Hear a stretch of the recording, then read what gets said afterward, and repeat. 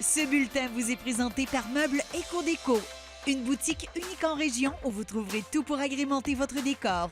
Une visite vaut 1000 mots.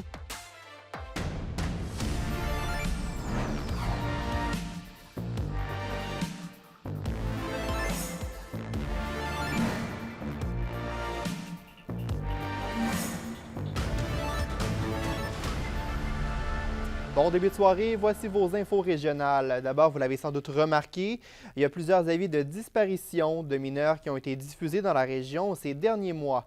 Dans la vallée de l'Or seulement, la Sûreté du Québec dénombre 231 disparitions pour 2022.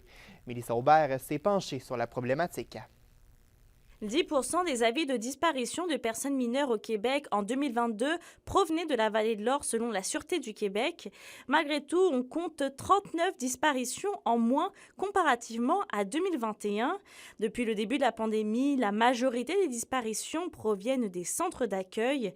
En ce qui concerne les foyers naturels où les jeunes vivent avec leur famille, eh bien, le nombre de disparitions baisse petit à petit depuis 2020. Du côté de la direction de la protection de la jeunesse de l'Abitibi-Témiscamingue, c'est environ 60% des jeunes qui fuguent sur 400 admissions par an et plusieurs facteurs expliquent cela. La majorité du temps, c'est pas quelqu'un qui est volontaire à son placement. Ces enfants-là, là, au niveau de leur profil de santé physique, leur santé psychologique, sont clairement affectés, là. C'est des jeunes qui vivent, qui vivent des traumas majeurs avec une certaine complexité, là. Au niveau, ils ont vécu de l'abus, ils ont vécu de la violence, ils ont vécu de la négligence. Le coordonnateur explique que dans la majorité des cas, les jeunes ne reviennent pas de leur sortie autorisée. D'ailleurs, 75% des fugueurs sont retrouvés en deçà de 24 heures selon lui. La majorité des fugues ne proviennent pas nécessairement de l'institution comme telle. Souvent, c'est des non-retours de sortie qui avaient déjà été autorisés. Non-retour au niveau scolaire, non-retour du milieu familial, non-retour du travail, non-retour de certaines activités que le jeune devait participer. Pour anticiper ces fugues, la DPJ tente de s'appuyer par exemple sur des études pour avoir les meilleures pratiques auprès des enfants. Mais pour le coordonnateur, c'est sûr qu'il est important avant tout de créer un lien de confiance avec les jeunes. Il y a des gens qui font de grandes études en ce sens et qui nous proposent des meilleures pratiques. On va parler de l'INES, exemple, qui est l'Institut national par excellence là, au niveau de l'approche sociale et en santé. Il y a une institution comme Boscoville avec lesquelles on travaille. La majorité des fugues des centres jeunesse sont des personnes mineures qui ont entre 15 et 17 ans, selon le coordonnateur du centre jeunesse de l'Abitibi-Témiscamingue. Mélissa Aubert, RNC Nouvelles, Rwanda. Pascan Aviation n'écarte pas la possibilité d'effectuer un retour en Abitibi-Témiscamingue. Le transporteur et Porter Airlines ont annoncé qu'ils s'associaient dans le but d'offrir de meilleurs services. Et en marge de l'annonce, le président de Pascan a été questionné et a ouvert la porte à étudier la mise en place d'une liaison vers la région, mais l'idée est encore au stade embryonnaire. La liaison entre Rouyn-Noranda, Val-d'Or et l'aéroport de Saint-Hubert à Montréal a été abolie en 2020. Le complexe Lithium Amérique du Nord a un nouveau directeur général. Sébastien Boivin sera responsable de mettre en œuvre les grandes orientations de Sayona. Avec cette nomination, l'entreprise souhaite que le complexe devienne un modèle de succès dans l'industrie mondiale du lithium. Sayona indique que Sébastien Boivin a plus de 28 ans d'expérience au sein de l'industrie minière. Les contribuables ont été nombreux à cotiser à leur REER ou encore à leur CELI cette année, malgré la forte inflation. Des conseillers financiers craignaient que les citoyens aient moins d'argent à épargner. J'en ai discuté avec Maxime Michaud, il est représentant en épargne collective chez GMF Groupe Financier.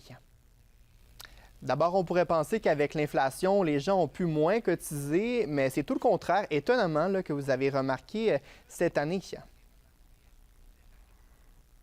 Oui, absolument. Cette année, on a quand même une belle participation. C'est un peu nos anticipations aussi à savoir si les gens allaient avoir les moyens autant qu'antérieurement pour cotiser. Puis cette année, belle surprise, là, quand même, les gens ont répondu présent et puis les gens cotisent fortement au niveau de leur REER. Bon, alors, c'est une bonne nouvelle. Et justement, est-ce qu'on a une idée de ce qui pourrait expliquer que les contribuables aient réussi à épargner? Parce qu'on sait que le coût de la vie est très élevé. On le mentionnait d'entrée de jeu, on s'attendait peut-être qu'avec l'inflation, là, ce serait plus difficile. Est-ce qu'on a des pistes de réponse? Absolument pas. Ça nous a surpris, nous aussi, de voir à quel point les gens sont encore capables. Il faut dire que les gens qui cotisent annuellement, c'est des gens qui, généralement, ont déjà une bonne situation financière et des bonnes capacités. Je ne vous dis pas qu'ils ne sont pas affectés par ce qui se passe au niveau de l'inflation, mais quand même, dans leur budget, ça l'a concordé puis ça a fonctionné quand même cette année. Et on n'a pas de données, mais lorsqu'on compare peut-être entre régions, où se situe l'Abitibi-Témiscamingue? On mentionnait notamment là, les salaires qui peuvent varier d'un endroit à l'autre. Je pense que au niveau de l'Abitibi-Témiscamingue, c'est qu'on a aussi une situation qui est de plein emploi. Les salaires dans le domaine minier sont excellents, donc ces gens-là, c'est des gens qui ont déjà accès à des régimes qui sont quand même relativement généreux. Donc, je suis pas mal convaincu que l'Abitibi se situe dans les bonnes régions au niveau des contributions et de la participation au niveau des REER. Donc, bonne nouvelle. Et comme on dit, les impacts en ce qui a trait à l'inflation se font peu sentir. Mais là, on sait que les taux d'intérêt ont augmenté récemment. Est-ce qu'on craint peut-être qu'il y ait des impacts pour la saison de cotisation de 2023? Oui, probablement que 2023, là, dans un an, en tout cas, on anticipe probablement que ça va être un petit peu plus difficile. C'est certain que les taux d'intérêt, ça a augmenté. Il y a des gens pour lesquels, pour qui ces impacts-là n'ont pas été encore réalisés, parce que ces gens-là avaient soit des hypothèques fixes, mais certainement que les prochains renouvellements ou les gens qui sont à hypothèque variable, certainement que ça va commencer à peser, là, cette hausse-là, qui est quand même une hausse importante. On parle de taux d'intérêt qui ont passé de 2,5-3 autour de 6,5 sur les hypothèques. Donc, quand vous avez une hypothèque qui est relativement grosse, ça peut représenter facilement 700-800, voire 1 000 $ de plus par mois. Ça va avoir des impacts à long terme, même à court terme. C'est certain qu'on va commencer à les voir. C'est certain. Oui, ça risque de faire mal au portefeuille. On rappelle en terminant que la période de cotisation, c'est demain le 1er mars. On le rappelle, Maxime Michaud, vous êtes représentant en épargne collective chez GFM Groupe Financier. Merci d'avoir été avec nous ce soir. Merci à vous, c'est un plaisir. Le phénomène des no-shows, soit des clients qui réservent au restaurant sans s'y présenter, gagne du terrain. En Abitibi-Témiscamingue, la problématique n'est toutefois pas majeure, mais il y a des restaurateurs de la région qui ont tout de même mis en place des mesures pour s'assurer de ne pas se retrouver le bec à l'eau. Voici ce qu'a préparé Johan Carrière. Plus tôt en février, le restaurant Horizon Thaï de Rouyn-Noranda publiait sur Facebook un message de sensibilisation pour demander à sa clientèle de respecter leurs réservations. Selon cette publication, c'est jusqu'à 10 clients qui ne se présentent pas chaque semaine, souvent lors des soirées les plus achalandées. L'Horizon Thaï n'est toutefois pas à l'étape d'imposer une pénalité aux clients qui ne se présentent pas. Au bar bistrot L'Entracte de Val-d'Or, par exemple, un dépôt par carte de crédit est requis pour les grandes réservations afin de dissuader les clients de ne pas se présenter. La copropriétaire Louiselle Blais affirme toutefois ne jamais avoir eu recours à cette pénalité. Durant les périodes où il y a une grande affluence, c'est-à-dire la période des fêtes ou autre période où il y a un grand achalandage, on l'a fait entre autres cette année à la période des fêtes et on a vu une grosse différence. On n'a même pas eu à l'appliquer. Les gens comprennent mieux, saisissent mieux l'importance à laquelle on fait face en tant que restaurateur. Pour le gestionnaire du restaurant, Anthony Corriveau, c'est la communication avec les clients qui permet d'éviter des mauvaises surprises. On communique beaucoup avec nos clients. Là, comme moi, j'ai des réservations, comme je prends pour ce vendredi, samedi qui s'en vient. Je sais que c'est 2 grosses journées que je vais passer. Bien, chaque groupe en haut d'une dizaine de personnes, bien, je prends la peine de les rappeler pour savoir le nombre, est-ce qu'il était bon, l'heure, ça vous convient toujours. Fait comme ça, juste en ayant un contact avec eux autres, bien, ils sont capables de me dire, ça va arriver que des fois, ils disent « Hey, mon Dieu, non, excuse-moi, tu as bien fait de me rappeler, on va canceller la réservation. » Mais là, je me revire de bord assez vite, mais avant que la journée arrive, là, parce que justement, c'est le genre d'erreur que je veux éviter. En Abitibi-Témiscamingue, il arrive que des groupes de 2 ou 4 personnes ne se présentent pas, même après avoir réservé. Mais les restaurateurs considèrent que ce n'est qu'une infime partie de leur clientèle qui est problématique. Johan Carrière, RNC Nouvelles, Val-d'Or.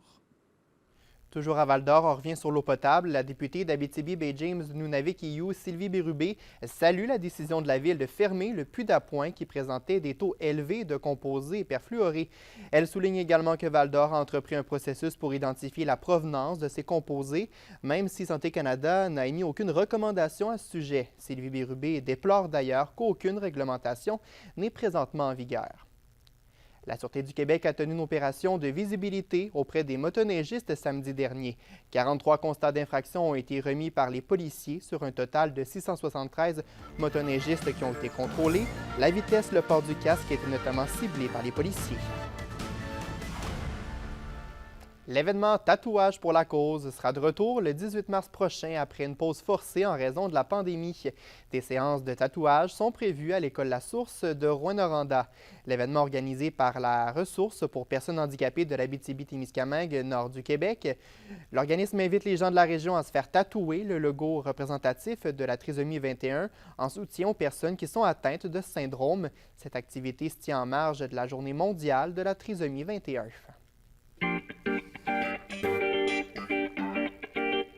Pour les enfants de 5 à 9 ans qui ne manquent pas d'imagination, une série de 8 ateliers artistiques sont prévus pour l'événement Relâche ton art au centre d'exposition au Vauhar. Chaque jour jusqu'à jeudi, une artiste de la région est invitée à animer un atelier. Chacune d'entre elles vont avoir un thème en tête et vont travailler avec des matériaux qui seront différents. Aujourd'hui, c'est Karine Hébert, une artiste de Rouyn-Noranda, qui a préparé un atelier sous le thème du rêve à travers le collage et l'encre. On passe au sport. La recrue des Huskies, Bill Zonon, connaît une bonne première saison à Rouyn-Noranda. À seulement 16 ans, il peut compter sur Dylan Gill, qui l'a pris sous son aile dans le vestiaire, mais aussi dans sa famille de pension. Vincent Tremblay a rencontré les deux joueurs.